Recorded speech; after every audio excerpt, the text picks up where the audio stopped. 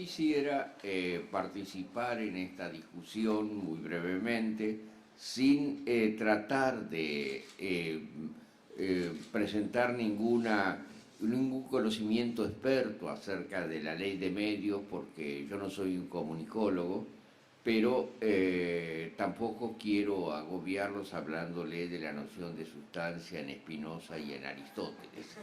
O sea que lo que voy a hacer es decir ciertas cosas acerca del proceso de la democratización que los países latinoamericanos están experimentando y de qué manera una ley de medios se ha transformado en una pieza fundamental de ese proceso. Si yo tuviera que describir lo que fue el desarrollo de la democracia en forma comparativa entre Europa y América Latina, yo señalaría una diferencia fundamental. En Europa, a comienzos del siglo XIX, la democracia y liberalismo eran términos incompatibles. El liberalismo era una forma de organización política absolutamente aceptada, pero la democracia era un término peyorativo, como lo es hoy populismo, porque se consideraba que la democracia era el gobierno de la turba. Y requirió en Europa todo el largo proceso del siglo XIX, de revoluciones, reacciones, barricadas, etc., para llegar a una cierta integración entre liberalismo y democracia, hasta el punto que cuando hablamos de un régimen liberal democrático parece que fuera una cosa cuyo ni daba de suyo, que no va en absoluto de suyo ni siquiera en Europa, pero que de todos modos en Europa se consiguió un cierto equilibrio. En América Latina ese equilibrio nunca se logró.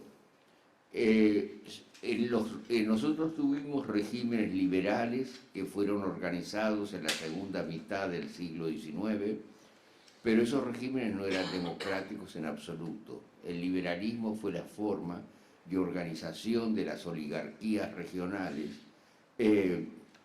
para mantener el control del poder político, y tenían mecanismos clientelísticos que eran poco sensibles a la expresión de las demandas democráticas de las masas. De modo que cuando el movimiento de masas comienza a afirmarse a principios del siglo XX, estas demandas democráticas de las masas se expresan a través de formas no liberales y en algunos casos formalmente antiliberales.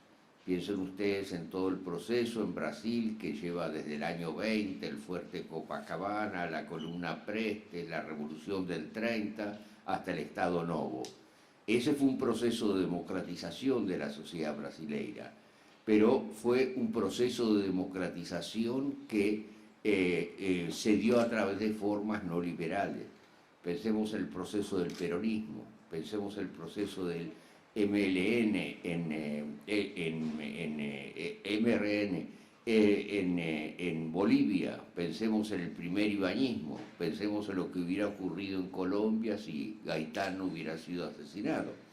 Es decir, que entre liberalismo y democracia se dio en América Latina desde el comienzo una dicotomía fundamental. Entonces, el discurso ultrainstitucionalista que hoy día está tan de moda en Argentina, en los sectores opuestos a los gobiernos nacional populares, fue siempre el discurso a través del cual se reorganizó la derecha.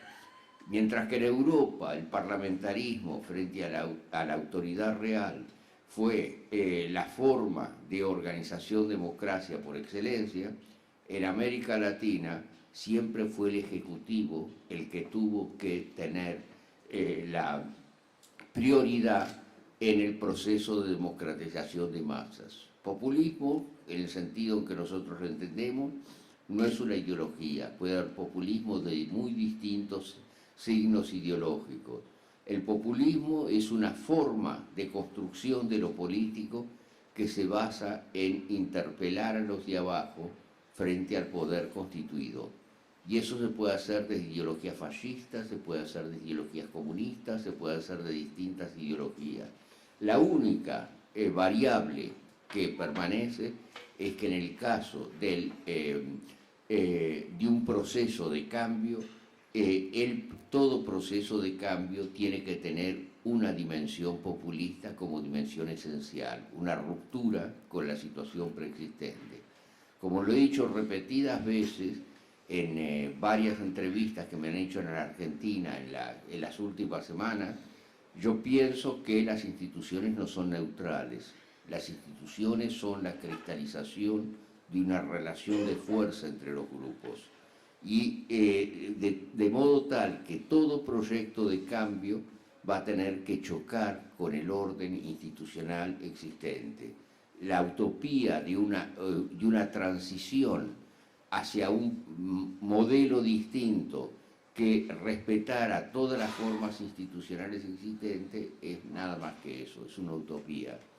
Por lo consiguiente, hay una serie de medidas que van a tener que ser tomadas a los efectos de llevar a cabo ese proyecto de cambio. Y ahí es donde entonces nosotros nos encontramos con la importancia fundamental de destruir el poder corporativo, de impedir que haya una monopolización corporativa del poder a distintos niveles. Gramsci hacía una distinción entre la clase corporativa y la clase hegemónica. La clase corporativa es una clase puramente sectorial que defiende intereses determinados dentro del sistema de relaciones sociopolíticas existentes. La clase hegemónica es la que trate de alterar ese sistema.